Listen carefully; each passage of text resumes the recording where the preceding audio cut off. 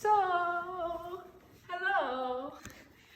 This is my painting, and it's called Imaginary Friends, and it's of a lot of my friends all at a picnic in a fever dream that I was having because I was feeling lonely, and so I kept dreaming of being surrounded by all my friends and people I love. And also it was a dream, so it was very strange. So I wanted to honor everyone's individual style and personality. Like Roy is very exuberant and like a clown. Emma is very gentle and has this pet rock. And this Emma is very fashionable and like golden, I think. My old roommate, Patricia Farr, is a drag queen, and so she's like on a billboard, you know. And I was like, I wanted to bring everyone in the same space, but everyone is so different. I wanted to also honor that. Yeah. And over here is this painting, Candyland and Fever Dreams, about nostalgia for being a child, and swimming in a baby pool in the summer with neighborhood friends. And it's just like weird, like a fever dream would be, as most of my work is. And then we have a yellow ladder I painted on the wall and onto the floor with vinyl, because I wasn't allowed to paint on the floor, so compromised. And I got the vinyl from the collaborative team that did the work over there. They had a scrap, and I was like doing this ladder, but I wasn't sure how I was going to do the floor because I knew I wanted it to go onto the floor, but I wasn't allowed to paint on the floor. And so I didn't know what I was going to do, but then they had the scrap, and I was like, this is perfect, thank you so much. And they were like, awesome. So that was great. Anyway, this painting is dramatic. The best tour ever. It's very dramatic and like dream-like as well, but in like a fantastical way. And this painting is very interesting, and I worked on this for about 3 months when I was living on a eco-commune farm intentional community, working as like an intern, and it's of me and my ex-partner. And I started it when we were still together, but I finished it when we had broken up because I was already committed to this painting.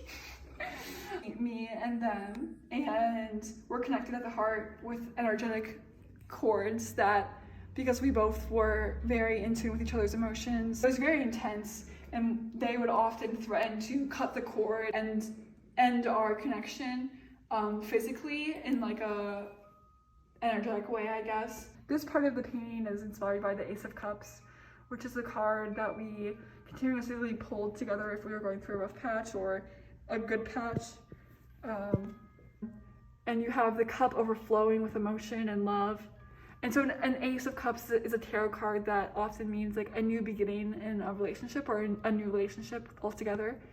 And I use a teacup because we drank so much tea constantly. You know, herbalists, they'd be drinking tea. And a hand is just appearing from the sky with this enlightened cup of overflowing emotion.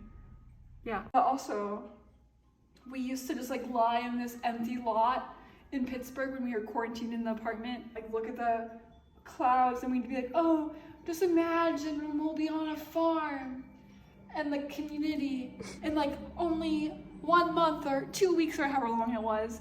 And we're like, it'll be so magical, and we'll be out of the city, and like we'll be lesbian farmers, and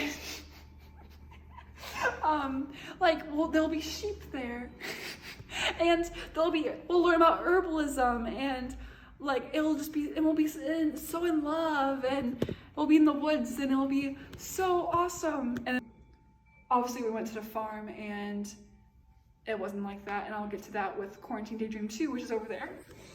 But anyway, this painting, Dream Molecule, is about when I did a certain drug substance, and I was going on this roller coaster very slowly through the clouds, but also there was a corner of vast emptiness of space that you could fall into at any time.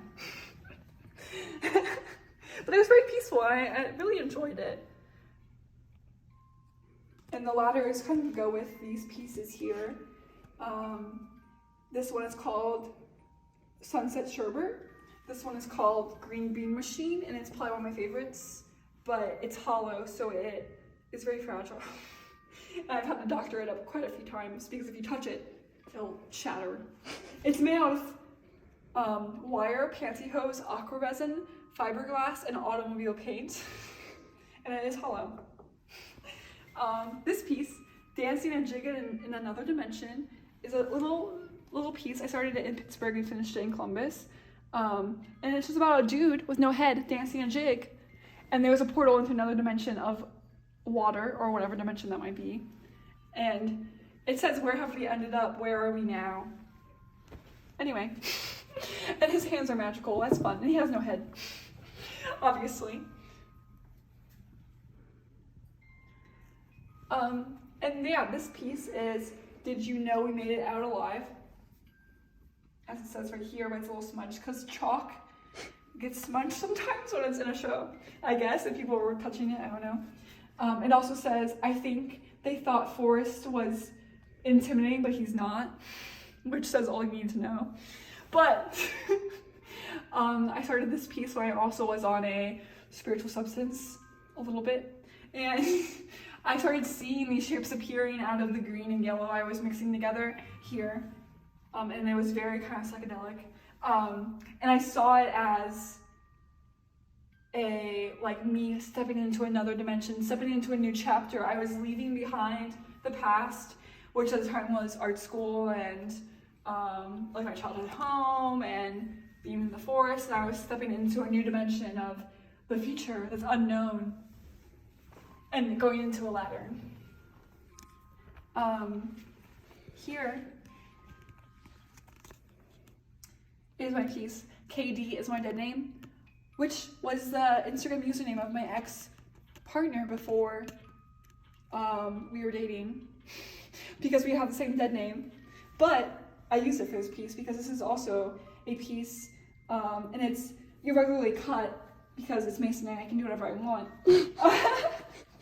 And it's of my old self, dead, floating in a puddle, like the kind of corpse of someone. And then my current self, my future self, perhaps, or current self, is reaching the star card, tarot card, which stands for inspiration, hope, and healing in a nutshell. And so I'm basically setting hope and healing and inspiration to my younger self. And it's fun. And I put it down lower and cut it this way because I wanted it to look like a puddle, and also because I thought it'd be fun. Awesome. And then here we have a wonderful video, of which I'll probably link later, but a wonderful video, 2 videos actually, and it's of this piece, obviously, I just showed you, and it's called Ladders and Lucky Charms, because it's just funky and fun. And look, I'm jumping in a cloud. And I collaborated on this when I was at Pittsburgh with an artist named Anna Azizi, who does strange, whimsical, wonderful video art, and I choreographed it with them, and we shot it on a green screen sheet, and I was basically moving around in place on a 4-foot sheet, and then they took that video and put it into the painting, and it's amazing. Very exciting. What you think, Monet? We have some Bri sculptures here. And my favorite ladder is whimsical. It's very long and tall, and that's why I love it. And it's very thin, which I also love. It's very fun. And yeah, it's called whimsical because when I was installing it, Lynette said that it looked like a Dr. Seuss ladder, and I was like, I love that. I love the shadow it creates. It's really fun. Yes, and then here we have the farm corner. And that's a little ladder made out of Monet hair. And here we have a tent made out of surgical masks I found on the ground, and gloves and other protective wear, mostly masks though. Anyways, we have a mass tent here. And it is very strange. It's pretty big. It's actually large enough that I could lay in it if I wanted. But I don't want to do that at this time because it's kind of gross. And there's, if you see, I made these little door flaps. Originally, I was inspired to use masks because I think that they're definitely a current symbol that we're all familiar with, is these blue surgical masks, and they're disposable, and so you find them everywhere because often people are told to wear them and they throw them outside as soon as they leave the building or something. And so I didn't even go out of my way, but I would take Monet on walks, or if I went to the grocery store, I would walk around the parking lot and pick up masks. And I also had a roommate who worked at Whole Foods as a janitor, and so they would pick up masks for me as well. And so it's about 200 masks. I used them all for the most part. I think I maybe used one or two that didn't really fit in or were way too dirty to use. But I tried to use everything I found. And I sewed this mask together with a sewing machine. And it's a memorial of this time that I was quarantined in a tent for 2 weeks on a farm. I thought I was gonna die there because of dehydration and heat stroke. And because I thought we all thought we had COVID. We were very sick and we were trying to self-isolate. And I got the short stick and was in a tent. And it's not a good time, but I survived.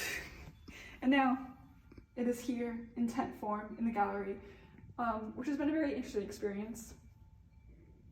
And like I said, it has the actual lamp I had in the tent at the time. That's like all I had.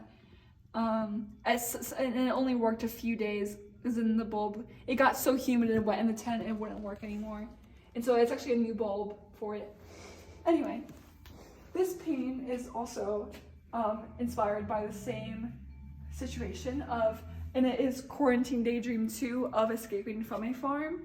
And it was kind of a response to the painting of me and my ex-partner of dreaming of escaping to a farm to escape the city. And then this was escaping the farm to go back to the city, a different city of friends and fun. But I was having such a hard time, I would just lie in this tent and daydream about when I'd be able to leave in 2 weeks, and or when I got a negative COVID test. And in that piece, I am running out of the tent and I'm turning into the sky because my name is Sky, and also because I was ready to disappear. This last piece, No Time to Zoom, was sold to a dear friend, and also it's very small, which I love, or like energetic bodies, I guess, or like our shadows.